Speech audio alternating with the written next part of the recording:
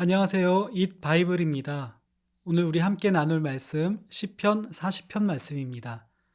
함께 말씀 읽겠습니다. 내가 간절히 주님을 기다렸더니 주님께서 나를 굽어보시고 나의 울부짖음을 들어주셨네. 주님께서 나를 멸망의 구덩이에서 건져주시고 진흙탕에서 나를 건져주셨네. 내가 반석을 딛고 서게 해주시고 내 걸음을 안전하게 해주셨네. 주님께서 나의 입에 새 노래를 우리 하나님께 드릴 찬송을 담아주셨기에 수많은 사람들이 나를 보고 두려운 마음으로 주님을 의지하네. 주님을 신뢰하여 우상들과 거짓 신들을 섬기지 않는 사람은 복되어라.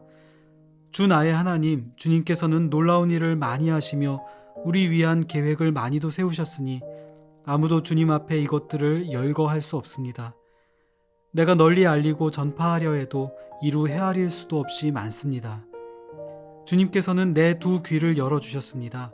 주님은 제사나 예물도 기뻐하지 아니합니다. 번제나 속죄제도 원하지 않습니다.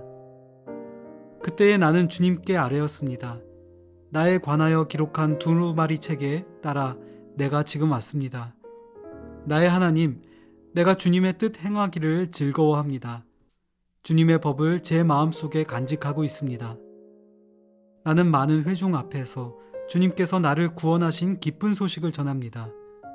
주님께서 아시듯이 내가 입을 다물고 있지 않을 것입니다. 나를 구원하신 주님의 의를 나의 가슴 속에 묻어두지 않았고 주님의 성실하심과 구원을 말합니다. 주님의 한결같은 사랑과 그 미쁘심을 많은 회중 앞에서 감추지 않을 것입니다.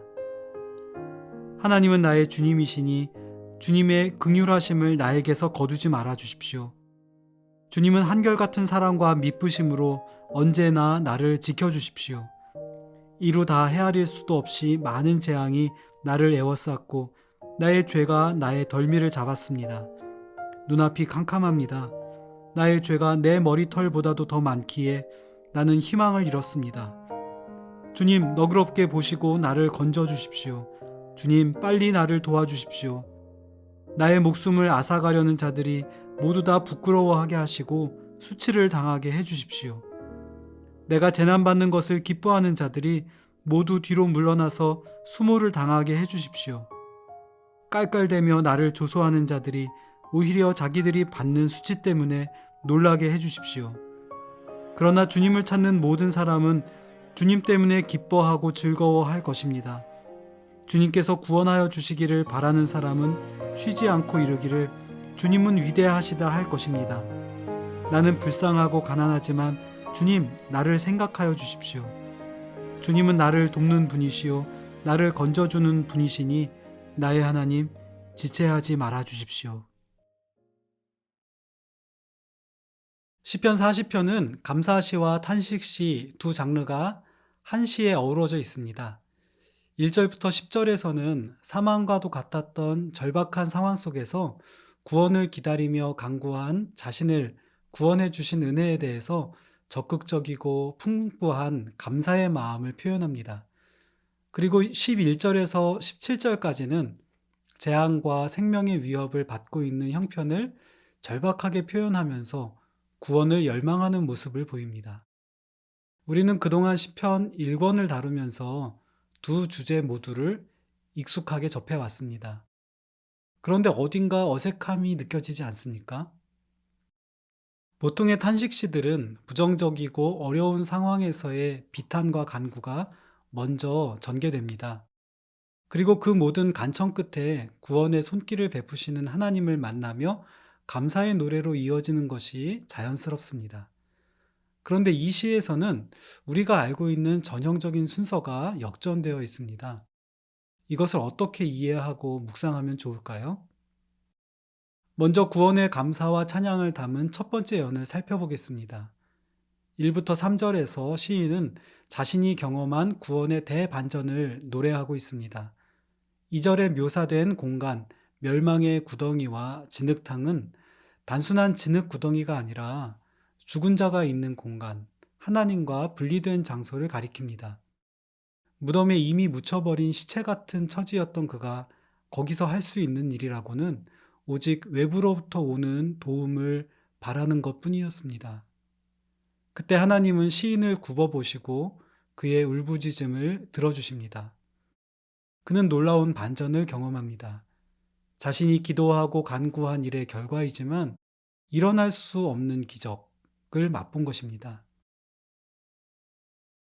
한 사람이 이런 구원과 은혜를 경험하면 이것은 곧 인생을 관통하는 하나의 이야기가 됩니다. 7절 나에 관하여 기록한 두루마리 책은 이 이야기를 형상화한 표현이라고 볼 수 있는데요.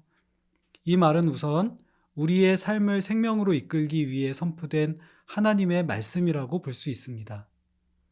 또 이 표현은 그분의 말씀을 마음에 담고 순종하며 열매 맺은 시인의 삶의 이야기이기도 합니다.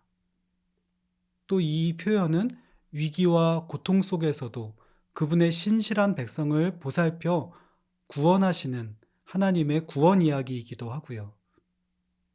나아가서 그 구원의 은총을 기뻐하며 알리는 신자의 증언 이야기이기도 합니다.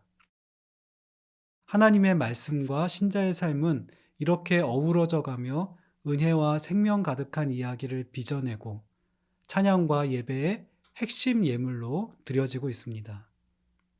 좋은 이야기, 참된 이야기는 힘이 있습니다. 하나님과 동행한 생애를 통해 나는 어떤 이야기를 갖게 되었습니까? 시의 두 번째 여는 또 다른 반전을 노래합니다. 갑작스럽게 분위기가 몹시 싸늘해졌습니다. 구원의 감격을 벅차게 노래했던 활기찬 분위기는 어딘가로 사라져버리고 재앙과 공포, 수치심이 느껴지는 현실을 서럽게 노래합니다. 독자들이 시를 읽으면서 느낄 당혹감마저도 시인이 의도한 것일까요? 만약 그렇다면 이것이 우리가 현실에서 경험하는 삶을 있는 그대로 표현한 결과가 아닐까 생각해 봅니다. 주님의 구원을 경험하고 믿음과 은혜의 이야기 안에 살고 있기도 하지만 언제든지 삶을 나락으로 몰아가는 위협과 공포에도 노출되어 있는 것이 우리의 삶의 현주소인 것 같습니다. 그러나 언제든 삶을 무너뜨릴 위협에 노출되어 있다는 우리의 현실이 첫 번째 연에서 고백한 하나님의 은혜의 이야기를 무의미하게 또는 무력하게 할 수 있을까요? 저는 아니라고 생각합니다. 신앙인의 삶은 늘 사다리를 타고 올라가기만 하는 것은 아니고 언젠가 깊은 좌절과 나락을 경험할 수 있습니다. 그렇지만 하나님과 함께 한 구원의 이야기, 생명의 이야기, 진리의 이야기가 있기에 신자의 삶은 고통 속에서도 궁극적으로 우리를 구원하며 회복시키시는 하나님의 은혜를 바랄 수 있는 것입니다.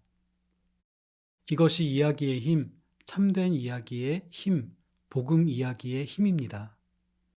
그들은 슬픔 속에서도 주님 때문에 기쁨과 즐거움을 누릴 수 있고 주님이 보이지 않는 고통하는 현실 속에서도 주님의 위대하심을 노래하며 불쌍하고 가난한 현실 속에서도 구원하시는 하나님을 소망할 수 있습니다.